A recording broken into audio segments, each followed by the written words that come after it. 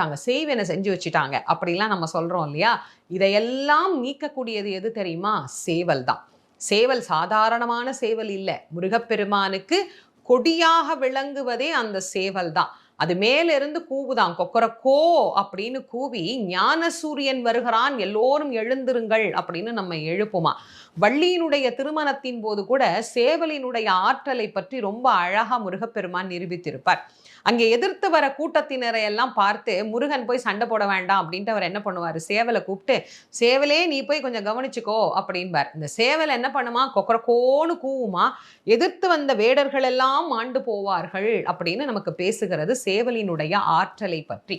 அப்போ சேவல் என்பது எவ்வளவு வலிமை படைத்தது அப்படிங்கிறது தெரியுது இல்ல. அதனால இந்த சேவல் விருத்தத்தை பாராயணம் பண்ணினோம்னா பில்லி, சூனியம், ஏவல், செய்வினை, எதிராளிகள் நமக்கு வைக்கக்கூடிய எந்த வகையான மாந்திரீக பிரச்சனைகளாக இருந்தாலும்